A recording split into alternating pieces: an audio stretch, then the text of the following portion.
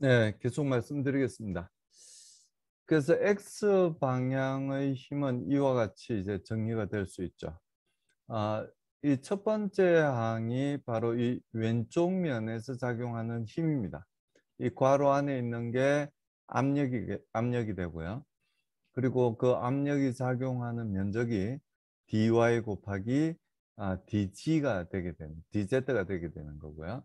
이 오른쪽 면에서 작용하는 힘이 압력이 이 괄호 안에 있는 요만큼의 압력이 작용을 하게 되고 그 면적이 dy 곱하기 dz가 되게 되는 겁니다.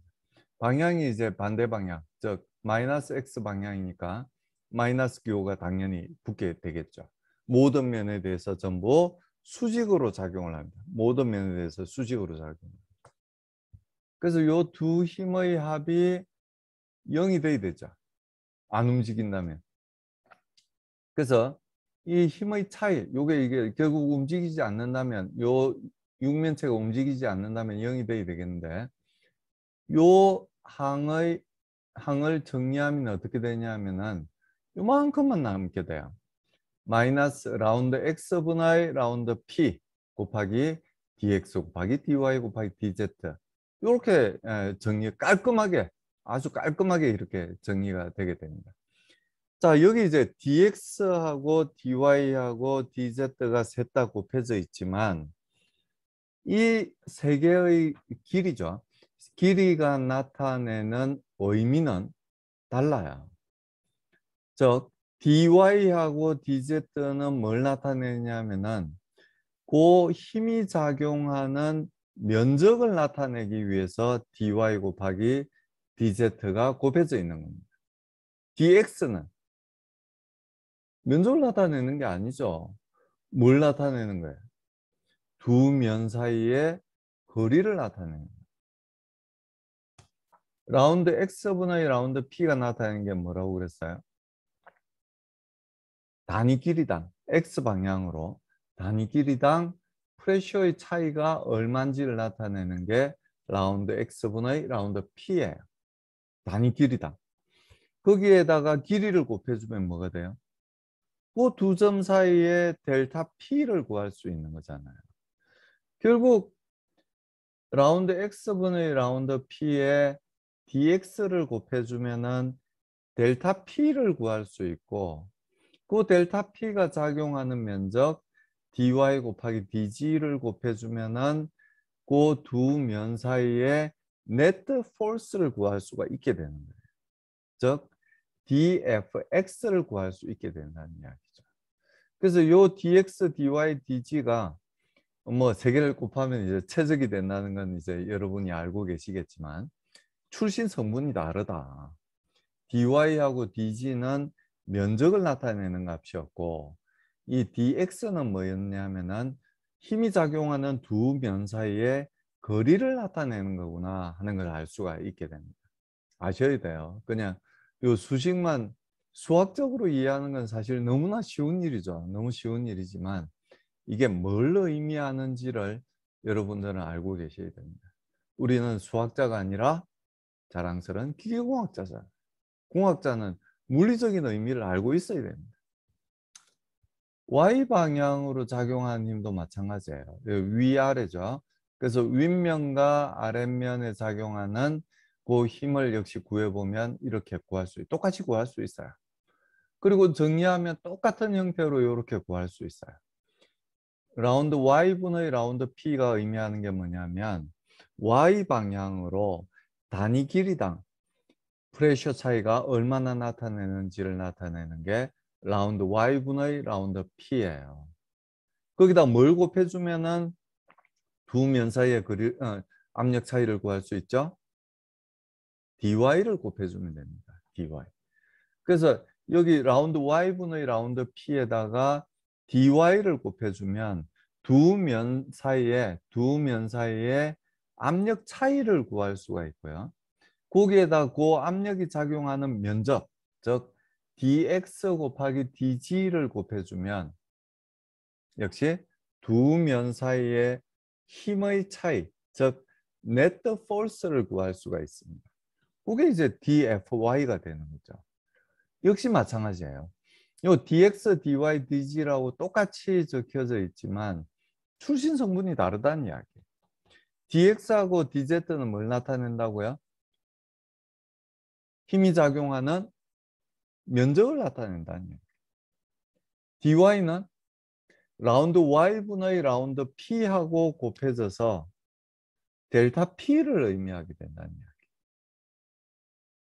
y방향으로 작용하는 힘이 작용하는 두 면 사이의 거리를 곱해줌으로써 라운드 y분의 라운드 p가 나타나는 게 단위 길이당 프레셔 차이이기 때문에 그 길이를 곱해주면은 그 두 면 사이의 압력 차이를 구할 수 있고 그 압력 차이에다가 면적 dx 곱하기 dz를 곱해주면은 결국 힘의 차이를 구할 수 있게 된다는 거예요.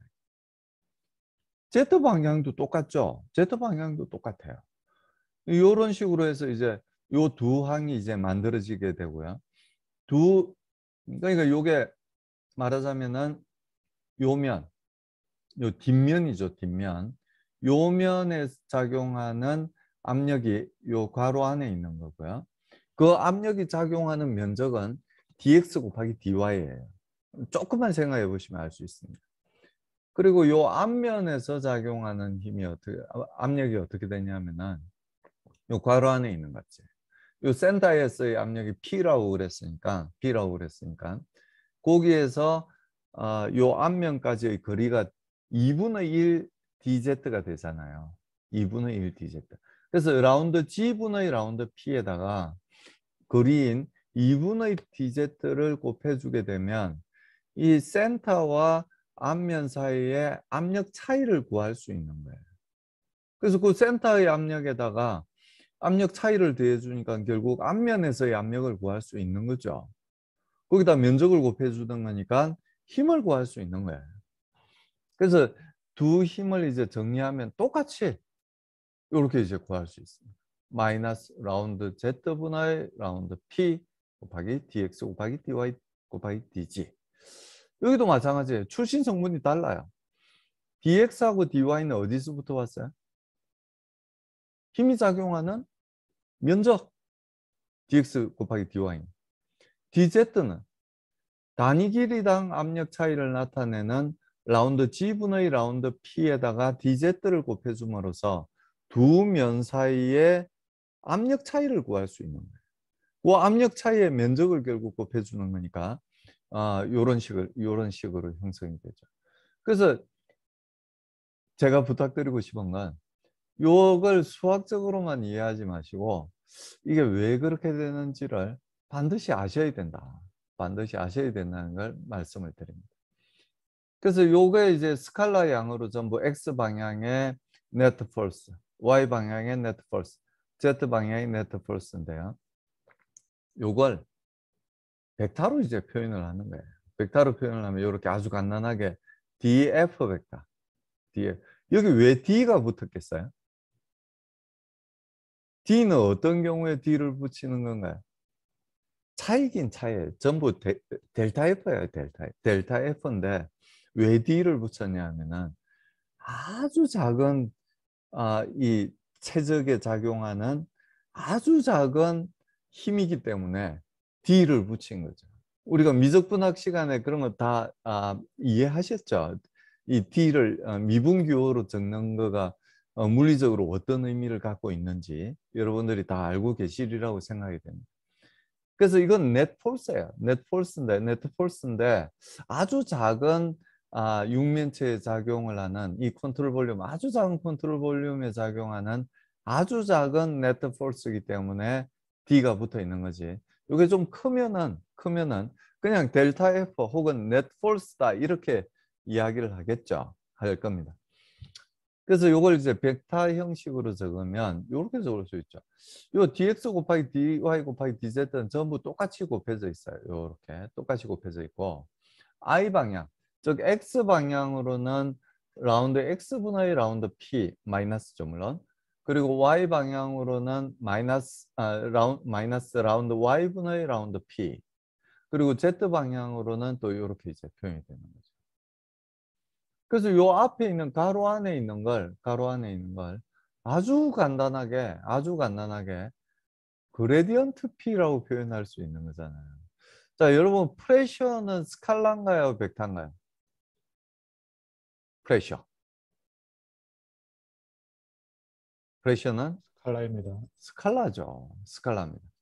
스칼라인데 그레디언트 P는 스칼라의 그레디언트를 취한 건 벡터입니다. 벡터. 이 P는 스칼라지만 스칼라의 그레디언트를 취한 건 벡터가 될 수밖에 없어요. X 방향으로 변화량이 다르고 Y 방향으로 변화량이 다르고 Z 방향으로 변화량이 다를 수 있잖아요. 변화량이 다를 수 있으니까 벡터로 표현될 수밖에 없는 거죠. 스칼라라는 건 뭐예요? 방향이 없는 게 스칼라예요. 그래서 이 그레디언트 P라고 적은 자체가 죄송합니다. 이건 벡터야, 벡터. 요 벡터에 뭐가 곱해지느냐면은 dx 곱하기 dy 곱하기 dz가 곱해져 있는 거예요. dx 곱하기 dy 곱하기 dz는 뭐예요? 이 작은 육면체의 최적을 나타내는 거예요. 부피를 나타내는 거예요. 부피. 그래서 우리가 항상 유체역학에서 거의 대부분의 방정식이 단위 부피당 값으로 표현을 하게 됩니다. 단위 부피당 값으로. 그래서 역시 마찬가지로 이 시그마 df 벡터에 대한 단위 부피당 값을 그냥 f라고 한다면 뭐 이건 압력에 의하니까 subscript로 이제 pressure라고 이제 적었어요. pressure라고 적은 건 F는 F인데 즉 단위 부피당 net force인데 프레셔에 의한 거예요. 그래서 그 값은 어떻게 구할 수 있냐면은 당연히 단위 부피당 값이니까 이 부피로 나눠주면 될 거잖아요. 부피는 얼마? dx 곱하기 dy 곱하기 dz잖아요. 그래서 그걸 이제 딱 나눠주면 됩니다. 요 값으로 나눠주면은 남는 건 마이너스 그레디언트 P가 된다는 걸 알 수가 있어요. 지금까지 어려운 거 하나도 없었죠. 근데 한 번 더 이제 계속 이제 중복해서 말씀드리지만 수학적으로만 이해하지 마시라. 수학적으로는 너무나 이해하기 쉬워요. 수학적으로 이해하지 마시고 그 항의 요소들이 갖고 있는 모든 요소들이 갖고 있는 물리적인 의미를 반드시 알고 넘어가야 된다는 얘기예요. 왜 그레디언트 마이너스 그레디언트 P가 됐는지 그걸 알아야 된다는 이야기. 이거 결과적으로 왜 이렇게 됐어요? 부피로 나눠줬으니까. 이 넷폴스에다가 부피로 나눠줬으니까. 그리고 왜 그레디언트 P가 됐느냐? 이 X 방향, Y 방향, Z 방향의 성분들이 얘들이 딱 나오니까 X 방향으로는 요값, Y 방향으로는 요값, Z 방향으로는 얼마나 깔끔하게 떨어져요. 얼마나 아름다운 형식의 아름다운 모양의 수학적 표현입니까? 그렇지 않아요? 저만 그렇게 느끼나요? 네. 자, 이제 물속에 담겨져 있는 물속에 뭐 앞서 이야기한 거하고 다를 게 전혀 없는데요. 실질적으로 이제 물속에 담겨져 이 하얀색으로 표시되어 있는 게 물속에 담겨져 있는 유체 덩어리예요. 유체가 아닐 수도 있죠. 물체 덩어리입니다. 그러면 이 델타 G만큼 이렇게 차이가 나 있으니까요. 델타 G만큼 차이가 나 있으니까 여기 프레셔하고 요 윗면에 작용하는 프레셔가 다를 거잖아요. 위치에 따라서 우리가 앞서 이야기한 게 이 중력 방향에 대해서는 프레셔가 달라진다고 이야기를 했었고 중력에 대해서 수직인 방향으로는 이쪽 방향이든 압력의 변화가 없다고 말씀을 드렸잖아요. 그렇죠. 그러니까 요 실린더의 옆면에 대해서 생각을 하자면 그러니까 하나의 단면을 잘라서 이제 이런 원이 되겠죠. 원이 되겠죠. 그 원의 사방에서 작용하는 프레셔는 전부 똑같은 프레셔가 작용이 될 거예요. 방향은 360도 돌아가면서 똑같은 프레셔가 작용을 하고 있으니까 넷 폴스는 얼마가 된다? 0이 되겠죠. 0이 될 겁니다. 근데 요 윗면하고 아랫면은 상황이 다르다는 이야기예요. 윗면하고 아랫면은 분명히 다른 프레셔를 갖고 있을 거라는 이야기입니다. 그래서 그게 얼마가 될지 모르지만 이 밑면에서의 프레셔를 P라고 하고, 그럼 델타 G만큼 떨어져 있으니까요. 그 윗면에서의 프레셔는 P 플러스 델타 P라고 표현을 하는 겁니다.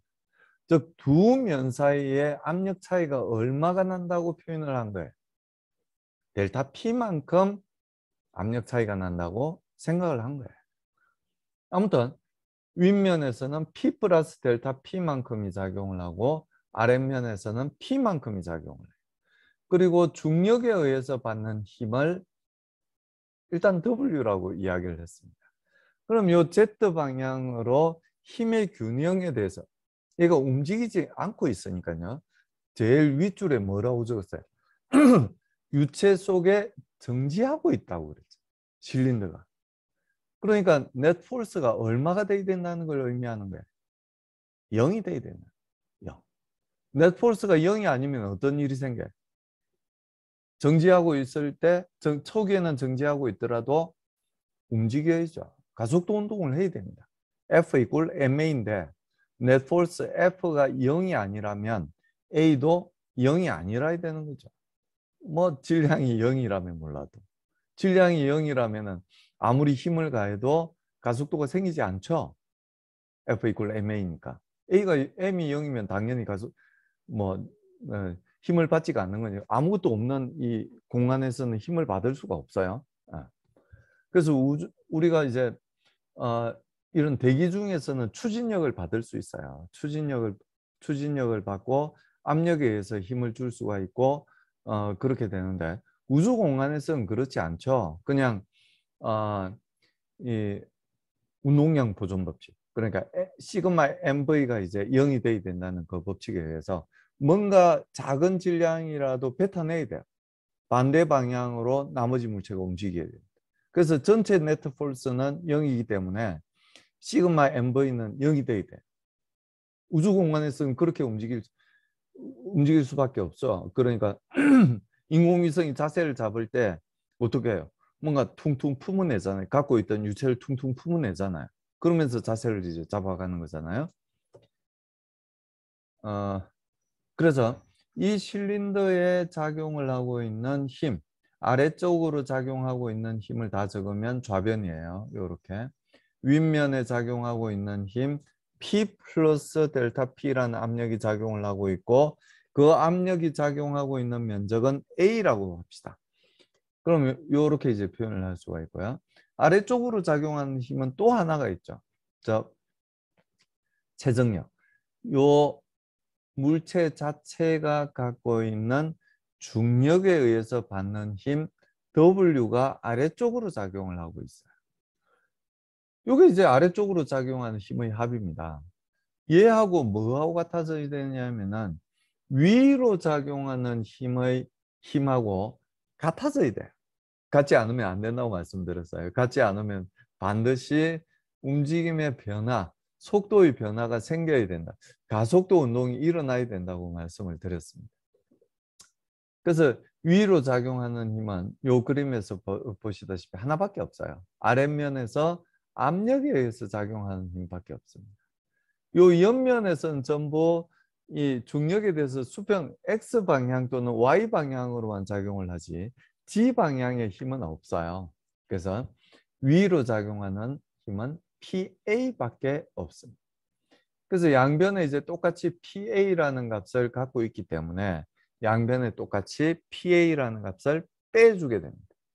그럼 결국 남는 게 우변에는 아무것도 남지 않으면 0이 되겠죠. 0만 남고.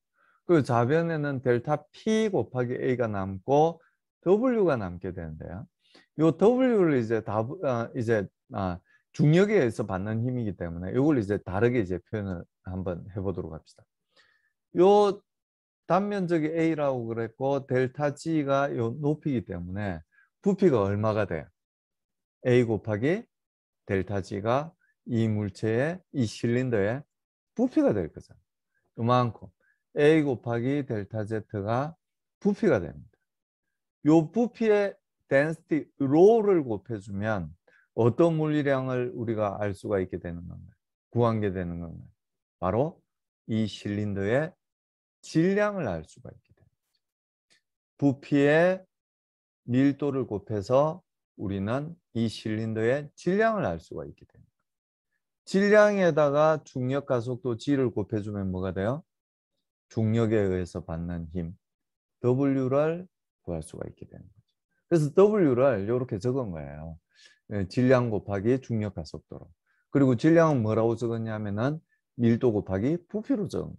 부피는 뭐라고 적었냐면은 단면적 곱하기 높이로 적은 거예요. 어려운 거 하나도 없죠. 그래서 요 두 번째 식을 보면 또 양변에 모든 항에 똑같이 캐피탈 A라는 단면적이 포함이 돼 있어요. 그래서 양변에 뭘 나눠 줄까요? A를 나눠줘야 되겠죠. A를 나눠주게 되면 델타 P를 구할 수가 있게 됩니다. 델타 P를 구할 수 있게 돼요. 델타 P가 뭐라고 했는지 기억나세요?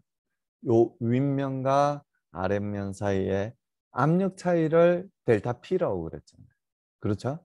델타 G만큼 떨어져 있을 때 요 윗면과 아랫면 사이에서의 압력 차이를 델타 P라고 우리가 처음부터 이야기하고 있었던 거예요. 그 델타 P는 수식으로 어떻게 표현될 수 있냐면은 요렇게 표현될 수 있는 거죠. 이게 뭐예요? 우변에 있는 값이 단위 면적당 중력에 의해서 받는 힘이잖아요. 요 W를 생각해 보세요. 요게 W죠? 요 W가 뭐라고 그랬어요? M 곱하기 G. 중력에 의해서 받는 힘이라고 그랬잖아요. 중력에 의해서 받는 힘이라고 그랬죠, 요게. 거기 A를 나눠줬으니까 뭐예요? 단위 면적당 중력에 의해서 받는 힘. 그게 델타 P입니다. 그러니까 제가 처음에 이제 압력에 대해서 말씀드릴 때 뭐라고 그랬냐면 이 머리 위에서 우주 끝까지 쌓여 있는 유체가 나를 누르는 단위 면적당 힘이에요. 그럼 요 두 면 사이의 압력 차이는 뭐가 될까요? 이 두 면 사이에 쌓여 있는 유체에 의해서 받는 단위 면적당 힘이 되겠죠. 이게 우리가 물리적으로 표현한 거고 그걸 수학적으로 표현을 하면 이렇게 된다는 이야기예요. 수학적으로 표현을 하면. 그럼 우리가 좋아하는 미분식으로 적으려면 어떻게 하면 되냐면은 양변에 델타 G만 나누어 주면 돼요. 양변에 델타 G를 나누어 주고 델타 G를 0으로 보내게 되면 그게 dZ분의 dP가 되는 거잖아요. 미분이 되는 거잖아요. 미분이 별 건가요? 델타 G가 그 길이가 아주 작아지면 그게 미분인 거죠. 미분 한자로 미분이라고 적으면 미세하게 나눈다는 거잖아요. 아주 작게 나누는 거예요. 그래서 델타 G를 얼만큼 작게 나눈 거냐면은 0이 될 때까지 작게 나눈 거예요. 위치만 있고 길이는 없는 거야. 그러니까 우리 뭐 수학 시간에 항상 이야기했지만. 그래서 dZ분의 dP는 마이너스 로 곱하기 G가 되는구나. 로 곱하기 G는 또 우리가 감마, 비중, 스페시픽 그래비티였나? 비중으로 우리가 표현을 할 수 있었잖아요. 비중으로 표현을 할 수 있었죠. 로 곱하기 G가 단위 부피당 질량, 그죠? 단위 부피당 질량으로 표현을 할 수가 있었어요. 단위 부피당 질량이 아니지. 단위 부피당 고물체가 받는 중력에 의해서 받는 힘이죠. 힘입니다. 그걸 이제 감마라고 우리가 표현을 했었죠. 그러면 요 식을 보고도 요 첫 번째 식을 보고도 우리가 이해를 해야 됩니다. dP랑 압력 차이란 게 뭐냐면 요 식을 보면 바로 알 수가 있어요. dP, dG, 즉 dZ분의 dP가 마이너스 로 곱하기 G라고 표현을 했으니까 델타 P란 게 뭐냐면 압력 차이란 게 뭐냐면 마이너스 로 곱하기 G에다가 델타 Z를 곱해주면 되는구나. 이 중력 방향의 길이 차이를 곱해주면은 그게 압력 차이가 되는구나 하는 걸 요 수식으로부터 물리적으로 어떤 의미를 갖는지를 이해해야 된다는 이야기. 그러니까 수식하고 수학하고 물리하고는 원래 수학하는 사람들하고 물리하는 사람들은 생각하는 방법이 이제 다르죠. 수학하는 사람은 수학적으로 생각을 하고 물리하는 사람은 물리적으로 생각을 하는 거지만 우리 자랑스러운 기계공학자들은 둘 다 생각을 해야 돼요. 이게 수학적으로 표현이 돼 있으면 이게 물리적으로 어떤 의미를 갖고 있는지 물리적으로 설명을 우리가 이해를 하고 있으면 수학적으로 바로 표현을 할 수가 있는 게 우리 공학자들입니다. 그래서 결국 이런 과정을 거쳐서 요 시기, 미분망령식이죠, 일종의.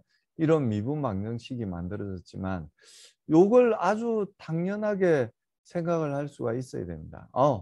델타 P, 마이너스 로 곱하기 G, 즉 중력에 의해서 받는 힘에다가 단위 면적당 받는 힘에다가 중력 방향의 길이를 곱해주니까 중력에 의해서 그만큼이 누르는 힘이 되는구나. 압력 차이가 단위 면적당이니까 압력 차이가 되는구나. 이걸 이제 이해할 수 있어야 된다는 이야기. 그래서 여러분들이 이제 4년 동안 기계공학과에서 이제 배우는 건 요런 연습을 하시면 된다고 생각을 하시면서 배워야 돼요. 그러니까 그러면 이제 사회에 나가서 아주 큰 도움이 돼요. 수학 따로 물리 따로 이렇게 생각을 하시면 나중에 필드 나가서 고생하실 겁니다. 이게 베르누이 방정식은 이런데 이게 여기에 어떻게 적용이 되지? 이렇게 되면 아주 곤란해지는 거예요. 그걸 다른 사람들한테 가르쳐 주는 사람이 바로 우리 엔지니어가 하는 역할이잖아요. 그래서 이 결국 이 압력 그 자체는 힘을 주지 못해요. 압력 자체는 힘을 주지 못합니다. 압력의 차이가 힘을 주게 된다는 얘기예요.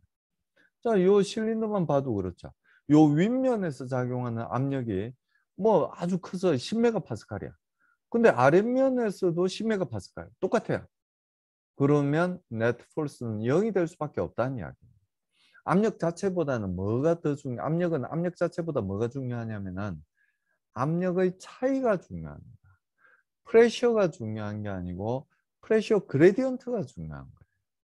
우리가 이 액화수소를 생산해서 뭐 그럴 리는 없지만 파이프라인을 통해서 이송을 한다고 생각을 합시다.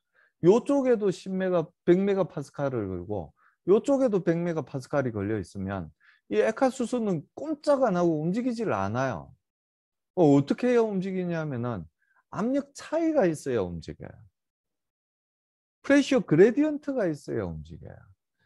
P 자체가 중요한 게 아니고 DPDG 차이가 있어야 힘을 받게 된다는 이야기. 여기 1메가파스칼이라도 여기 900kPa이라면 요 사이에 100kPa의 압력 차이가 있는 거죠. 그러면은 힘을 받고 움직이게 된다는 이야기예요. 근데 똑같이 100메가파스칼이 걸려 있으면 움직일 리가 만무하죠. 그래서 이제 압력 그 자체보다도 압력의 차이가 중요하다고 말씀드립니다. 그러니까 사실 고체역학 같으면 이제 큰 압력이 걸리면 어떻게 돼요? 변형이 생겨요. 변형이 생깁니다. 처음에 탄성 변형이 생겼다가 그 다음에 어떤 변형이 생겨요? 건너갈 수 없는 강을 건너. 소성 변형이 생겨버리면 그 다음에는 원상 회복이 안 되는 거죠. 탄성 변형 상태에서는 어때요? 원상 회복이 되죠. 고체역학 시간이 아니니까 꼭 말씀드릴 게 아니지만. 근데 유체역학은 원래 이게 유체 자체가 프레셔를 갖고 있는 게 아니고 유체는 프레셔를 전달해 주는 역할만 하는 거거든요. 그래서 양쪽에 똑같은 압력이 걸려 있으면 아무리 큰 압력이 걸려 있어도 변형이 생기면 그 파이프에 변형이 생기지 유체는 고정된 그 형상을 갖고 있는 게 아니잖아요. 그렇죠. 그래서 말이 괜히 길어졌습니다만 이 비중에 따라서 달라진다. 똑같은 델타지만큼이 똑같은 dg만큼이 떨어져 있더라도 density가 크면 어떻게 돼요? 그것까지 우리가 다 이해를 해야 되는. density가 크면은 압력 차이가 더 많이 난다, 작게 난다?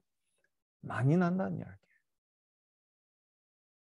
중력 가속도의 크기가 달라지면 똑같은 유체라도, 똑같은 물이라도, 예를 들어서 똑같은 물이라도 이 지구상에서 1m 차이가 갖고 있는 이 압력, 1m가 내는 0.1기압이죠. 0.1기압. 근데 달에 가면은 0.1기압 차이가 안 난다는 이야기예요. 달은 중력 가속도가 지구의 6분의 1밖에 안 되죠. 그러니까 여기 0.1기압이 아니라 0.1 나누기 6분의 0.1기압밖에 안 된다는 이야기예요. 그러니까 우리가 인위적으로 이 중력 가속도를 변화시켜주는 경우가 있죠. 예를 들어서 이제 엘리베이터를 타고 처음에 올라가거나 아니면 처음에 내려오기 시작할 때 아니면 정지하기 시작할 때 정지하는 그 짧은 시간 동안 그 동안에는 가속도가 변해요.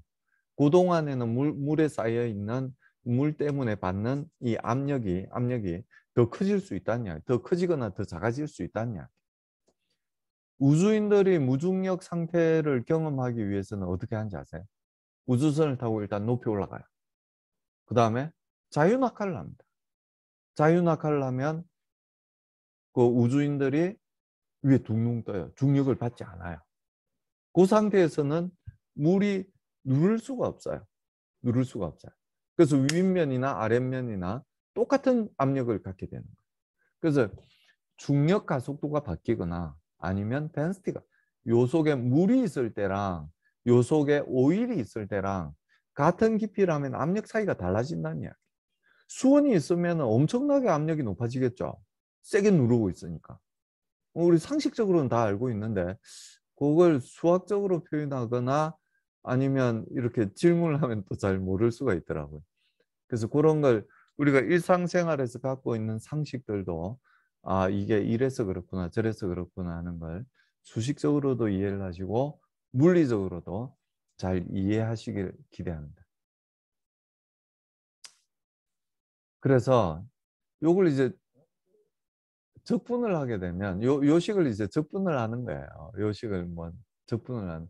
그러니까 양변에 dg를 곱해주고 그냥 이 상태로 아예 되도록 하는 거죠. 이 상태인데 델타 g가 0으로 갈 때를 생각하는 거예요. 그래서 양변을 이제 적분을 해주게 되면 이렇게 되죠.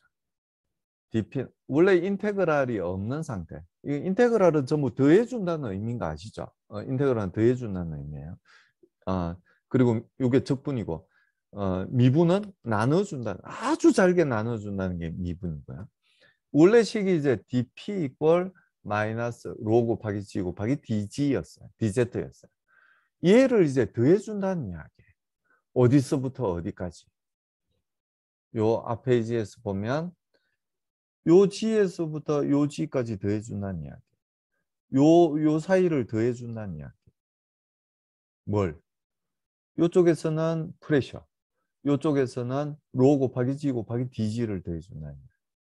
그럼 결국 우리가 뭘 구할 수 있느냐 하면은 요 좌변에서는 프레셔 차이를 구할 수 있어요.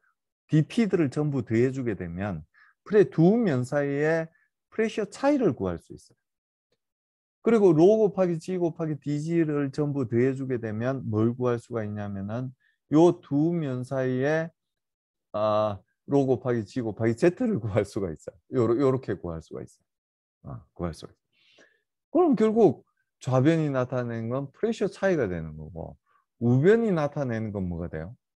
중력에 의해서 단위 면적당 받는 힘을 나타내는 거예요. 처음에 했던 이야기하고 똑같은 이야기잖아. 지금. 미분으로 다시 바꿨다가 그걸 다시 적분하니까 결국 같은 값이 될 수밖에 없는 거죠. 여기서 이제 적분상수 C는 뭐냐? 적분상수 C는 뭐냐?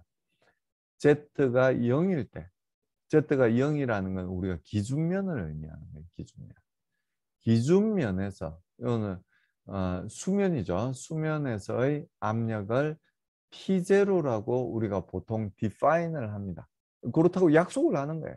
아니면 약속하지 않더라도 변하는 값이 될 수 있어요. 약속을 하지 않으면 변하는 값이에요. 여기 서울에서 이 수면이 0일 때, 해발 고도가 0일 때 압력하고 부산에서 해발 고도가 0일 때 압력이 다를 수 있죠. 그래서 요걸 이제 그때 이제 달라지기 때문에 보통 우리가 공학적 밑에 나올 거죠. 공학적으로는 어떻게 이야기를 하냐면은 이 대기압을 빼고 이야기를 해요. 대기압하고 차이로서 이야기를 합니다. 즉 Z가 0일 때의 압력을 얼마라고 생각을 하냐면은 0이라고 생각을 해요. 실제 압력은 아니죠. 실제로는 Z가 0일 때, 즉 해수면에서 압력이 있잖아요. 해수면 위에도 공기가 나를 누르고 이 해수면을 누르고 있으니까 실제로는 그렇지 않은데 공학적으로는 Z 이꼴 제로에서 즉 해수면에서의 압력을 0이라고 약속을 합니다. 그리고 해수면에서의 압력을 이제 절대 압력으로 이야기하자면 해수면에서의 압력을 P0라고 이야기를 하는데요. 위치나 시간에 따라서 P0는 계속 바뀔 수밖에 없습니다. 그래서 국제적으로 우리가 어떻게 이야기를 하냐면 어떻게 했냐면은 약속을 했어요. 몇 킬로 파스칼을 101. 정확히 기억이 우리 공학적으로는 101 킬로 파스칼, 100 킬로 파스칼인데 100 킬로 파스칼을 표준 대기압이라고 하자. 이렇게 약속을 했어요. 그렇게 해서 이제 사용을 하는 게 절대 압력입니다. 절대 압력. 그래서 Z가 아까 이제 보신 그림에서와 같이 Z가 위로 가는 방향이 Z가 플러스고요. 압력이 높아지는 방향은 Z가 마이너스일 때예요. 마이너스. 그러니까 이렇게 마이너스 부호가 붙는 거에 대해서 절대 이상하게 생각하시면 안 됩니다. Z가 음수일 때 프레셔가 증가하는 게 당연하잖아요. 물 밑으로 들어갈수록 그 위에 쌓여 있는 물의 양이 많아지기 때문에 압력이 증가하는 거잖아요. 그래서 마이너스 왜 붙어 있지? 이거 플러스 아닌가? 이렇게 혼돈하는 일이 절대 없으시길 바랍니다. 네. 그리고 Z가 0일 때 값을 P0라고 한다면 이렇게 우리가 프레셔를 쓸 수가 있겠죠. 자, Z가 플러스일 때를 뭐 이건 여러분 선배들도 아무도 질문을 안 했지만 Z가 플러스일 때는 그럼 어떻게 된다는 이야기예요? Z가 플러스일 때 압력이 커져요, 작아져? 압력이 작아진다는 이야기예요. 압력이 작아집니다. 한 1000m 정도 올라가면은 0.1기압 정도 낮아져요. 0.1기압 정도. 대략 대기권에서. 근데 그때 사용하는 이 로는 물의 덴시티일까요? 당연히 아니죠. Z가 플러스일 때 물이 어디 있어요? 해수면에서 위로 올라가는데 물이 어디 있어? 위에 있는 것만 생각하면 되잖아요. 압력에 의해서 받는 힘은. 중력에 의해서 결국은 압력이 생기는 건데. 그래서 그때는 물의 덴시티가 아닙니다. 뭐 아주 당연한, 그걸 헷갈리면은 그냥 수학적으로만 이해한 거지, 물리적으로 전혀 이해를 못한 거죠. Z가 플러스일 때 이 덴시티 로는 공기의 덴시티예요. 당연히 공기의 덴시티입니다. Z가 플러스일 때는 요 사이에 있는 유체는 공기지 물이 아니죠. 해수면일 때 Z가 0이라고 그랬으니까. Z가 마이너스일 때 요 아래쪽에 있는 게 물이잖아요. 그러니까 그때는 이제 물의 덴시티를 사용해야 되겠죠. 수학적으로만 이해하시면 안 돼요. 그냥 로우라고 표현됐다고 해서 헷갈리실 게 아닙니다. 헷갈릴 거 없어요. 그래서 요 P를 뭐라고 그러냐면은 절대압력이다. 이렇게 이야기를 합니다. 요 절대압력은 우리가 뉴스를 보면 매일 나오죠. 뉴스 끄트머리에 매일 나옵니다. 몇 헥토파스칼. 헥토가 헥토라는 말 들어보셨죠? 헥토는 곱하기 100이에요. 곱하기 1000이 킬로고. 그래서 몇 헥토파스칼. 뭐 태풍이 오면은 그 이야기 더 자주 듣죠. 중심에서의 최저 압력이 뭐 950 헥토파스칼입니다. 뭐 이런 이야기 들어보셨을 거예요. 그걸 킬로파스칼로 표현하면은 95 킬로파스칼이 되는 거죠. 그래서 그런 그 절대 압력을 이야기를 해줍니다. 그 해수면에서의 압력을 이야기하는 거고요. 이 Z에 따라서 그 해수면에서의 압력을 난다고 할지라도 위로 올라가면 압력이 낮아지고요. 물속으로 들어가면은 압력이 커지게 되고 그 압력은 우리가 절대 압력으로 표현을 할 수가 있게 되는 거죠. 그래서 요 P는 완전 진공 상태에서 측정된 압력입니다. 여러분들 우리 인간이 완전 진공 상태를 만들 수 있을까요? 우리 우주에 나가서 인공위성이 돌아다니는 공간에서는 완전 진공 상태일까요? 태양하고 지구 사이의 그 공간은 완전 진공 상태일까요? 즉 유체 분자가 기체 분자가 하나도 없는 상태일까요? 그렇지 않습니다. 우리 인간은 절대 완전 진공, 절대라는 말은 빼는 게 좋겠죠. 후손이 만들 수도 있으니까. 인간은 만들 수 없어요. 우주 공간에 나가더라도 완전 진공 상태는 아닙니다. 분자가 얼마간은 있어요. 그래서 완전 진공 상태에서 측정된 압력이기 때문에 완전 진공 상태는 그런 상태를 의미합니다. 우리가 진공 상태를 많이 이용하죠.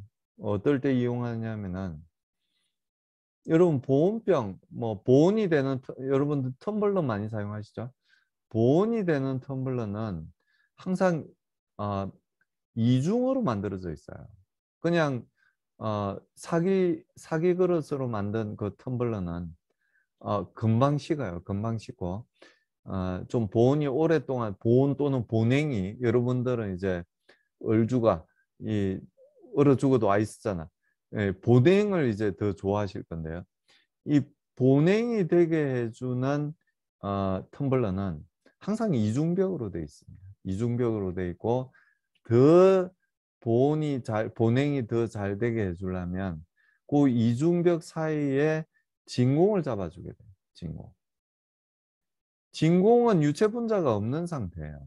이렇게 이해하고 계시잖아요. 그건 완전 진공이에요. 완전 진공. 그냥 우리가 진공이라고 하면 어떤 상태냐 하면은 대기압보다 낮은 상태는 전부 진공 상태라고 이야기를 합니다. 그 진공 상태가 저진공이냐, 고진공이냐, 극초 진공이냐, 이런 상태, 진공의 차이가 있을 뿐이죠. 대기압보다 낮은 압력 상태는 다 진공이라고 이야기를 해요. 그래서 진공이 안 잡힌 상태로 이중벽을 만들더라도 어느 정도 단열 효과는 거둘 수 있습니다. 단열이란 말이 생소하시지 않죠? 열을 차단할 수 있는 효과는 거둘 수가 있어요. 이 보냉이 되게 하려면 외부에서 열 침투가 없어야 되는 거죠. 열 침투를 없애려면 일단 공기층을 주는 것도 좋은 방법이에요. 근데 그 공기층이 있으면 전도로 이 공기도 전도를 시킬 수밖에 없어요. 그리고 공기가 있으면 대류가 생길 수밖에 없어요. 공기가 움직일 수밖에 없어요. 공기도 온도가 높은 상태에서는 밀도가 낮아지고 온도가 낮은 상태에서는 밀도가 높아지기 때문에 공기의 온도 사이에 따라서 이 공기가 움직임이 생길 수밖에 없습니다. 그걸 대류라고 이야기하는 거죠. 근데 이제 진공을 잡아주게 되면, 그러니까 공기 분자를 빼주게 되면 요 사이에서 전도와 대류는 확실히 줄어들게 돼요. 그래서 우리가 이제 여러분들이 들고 다니는 그 보냉 텀블러는 온도 차이가 얼마 나지 않습니다. 이 물은 기껏해야 0도밖에 되지 않고요. 외부에 아무리 따뜻할 때도 40도 정도밖에 되지 않아요. 델타 P가 40도밖에 되지 않아요. 그래서 이 복사에 의한 열 전달은 거의 생기지 않습니다. 주로 뭐에 의해서 생기냐면은 대류와 전도에 의해서 생기기 때문에 이 진공만 아주 많이 잡아주게 되면 공기 분자를 굉장히 많이 빼주게 되면 이 보냉이 굉장히 잘 돼요. 그래서 똑같이 이중병으로 만든 보온병이라도 그 성능의 차이가 나는 이유가 뭐냐면 요 사이에 진공을 얼마나 잘 잡았느냐 그 차이 때문에 이 보냉 효과가 이제 차이가 나게 됩니다. 제가 연구하는 건 뭐냐면 액화수소를 이 보냉시키는 걸 연구를 합니다. 액화수소. 금방 이제 얼음은 물론 0도보다 낮아요. 근데 물하고 섞인 상태이기 때문에 물이 결국은 이 벽하고 다 있잖아요. 이 물은 0도입니다. 0도. 그래서 바깥 온도가 40도라고 하면 40도 차이가 난다고 제가 말씀드린 건데요. 이 액화수소는 몇 도냐 하면은 20도입니다. 절대 온도로 20도예요. 그 영하 섭씨로 따지면 영하 253도입니다. 그래서 바깥 온도가 만약에 한 40도 정도, 뭐 30도 정도 된다면 영하 253도하고 30도니까 거의 델타 P가 어느 정도 나냐면은 300도 정도 차이가 나요. 300도 정도. 그러면은 요 사이에 이중벽을 만든다고 하더라도 이중벽을 만들어서 극초 진공 상태로 공기 분자가 거의 없는 상태로 만들어 준다고 하더라도 델타 P가 300도 정도 차이가 나게 되면 복사로 인해서 침투에 들어오는 열이 엄청나게 많아져요. 그래서 여러분들이 그냥 아무 공학적인 지식 없이 액화수소통을 만들게 되면 한 1시간 만에 한 2시간 만에 이 속에 들어있는 액화수소가 다 기화돼서 없어지게 됩니다. 근데 지금 우리 기술자들이 우리 학생들이 대학원생들이 이제 만들게 되면 한 400리터짜리 정도 만들면 한 하루에 한 10% 정도 기화할 거예요. 하루 24시간 동안 10% 정도 기화하고 나머지 90%는 액체 상태로 액화된 상태로 그대로 유지를 할 수 있는 그 정도 기술적인 수준을 우리 대학원생들, 우리 연구원들이 갖고 있습니다. 그래서 이 액화수소도 있고 이제 우리가 수소 자동차에 사용하는 연료가 이 액화수소도 있고 그리고 고압인 기체 상태도 있어요. 그래서 금방 말씀드렸듯이 액화수소 상태로는 이런 열 침투 때문에 기화되는 게 아주 골치 아픈 문제입니다. 그걸 기화된 보일오프 가스라고 이야기를 하는데요. 이 기화되는 가스량을 줄일 수 있게끔 계속 기술 개발을 하는 거예요. 근데 그 압력 자체는 얼마 되지 않아요. 압력은 한 3기압 정도? 3기압 정도밖에 되지 않습니다. 그러니까 이 통이 깨지더라도 3기압 정도 밖에 되지 않기 때문에 폭파하지 않아요. 근데 우린 넥소가 지금 우리 수소 전기 자동차잖아요. 거기에 싣고 다니는 수소는 고압 기체 수소입니다. 이 고압 기체 수소는 최대 압력이 어느 정도 되냐면은 700기압 정도 돼요. 700기압. 여러분들이 700기압이면 어느 정도인지 아마 상상이 안 되실 것 같은데요. 터지면 대형 사고입니다. 지난번에 재작년 정도였던 것 같은데요. 강릉에서 이 수소 탱크가 한번 폭발한 적이 있어요. 물론 고압 수소 탱크입니다. 액화 수소는 터지지 않아요. 이 고압 수소 탱크가 그래서 인명사고도 났죠. 사람도 다치고 이제 거기 물건들도 많이 파손되고 했는데 그 당시에 그때 수소통의 압력이 2, 30기압밖에 되지 않아요. 50기압도 되지 않았어요. 근데도 그런 대형 사고가 났는데 넥소가 싣고 다니는 그 수소통은 700기압짜리. 물론 뭐 그게 터지지 않게끔 공학적으로 잘 설계를 했기 때문에 여러분들이 두려움을 가지실 이유는 전혀 없습니다. 전혀 없고 아무튼 그런 일이 있었고 이 액화수소는 여러분들이 잘 아시다시피 기체에 비해서 단위 부피당 에너지 밀도가 훨씬 높습니다. 그러니까 똑같은 수소 1kg이라고 할지라도 기체 상태로 보관할 때하고 액체 상태로 보관할 때하고 그 부피는 훨씬 한 1000배 정도 차이가 나죠. 1000배 정도 차이가 납니다. 그러니까 뭐 에너지를 많이 쓰는 트럭이라든지 버스라든지 택시라든지 아니면 선박이라든지 이런 경우에는 수소 전기를 사용하더라도 액화수소를 쓸 수밖에 없습니다. 저희 연구실에서 연구를 하는 액화수소를 사용을 할 수밖에 없어요. 잠깐 샜는데요. 그래서 이 프레셔가 0이란 절대 압력이 0이란 이야기는 뭐 어떤 상태냐면은 완전 진공인 상태라는 걸 의미합니다. 그래서 101kPa이 되면 그때 이제 1기압이 된다는 걸 의미하는 거죠. 그래서 금방 말씀드린 대로, 요 앞전에 말씀드린 대로 P0를 0으로 두면, 해수면에서의 압력을 0으로 두면, 즉 P0를 0으로 두게 되면 공학적으로 우리가 사용하는 압력이에요. 이걸 어떤 압력이라고 이야기를 하냐면은 계기압력, 즉 대기압과, 뒤에 이제 말씀드리겠지만, 압력을 측정할 때 우리가 어떻게 측정하냐면은 대기압과의 차이로서 측정을 하게 됩니다. 그래서 대기압을 0으로 두게 되고 측정을 한 그 압력을 우리가 뭐라고 이야기를 하냐면은 게이지 프레셔, 계기압력이다, 기계압력이다, 이렇게 이야기를 하게 되고요. 식으로 표현되면 P0가 이제 0이 되니까, 그래서 여기 빨간색으로 표시된 수식하고 여기 빨간색으로 표시된 수식이 왜 다르냐, 이런 질문은 안 하시길 바랍니다. 1번에서는 완전 진공 상태가 프레셔 0이라고 둔 거고요. 2번에서는 해수면에서의 압력을 0이라고 둔 거예요. 그러니까 P0의 기준점이 다른 거예요. 0을 기준점으로 잡았냐, 해수면을 0으로 잡았냐, 그 차이가 있기 때문에 요 P하고 요 P는 다른 압력이에요.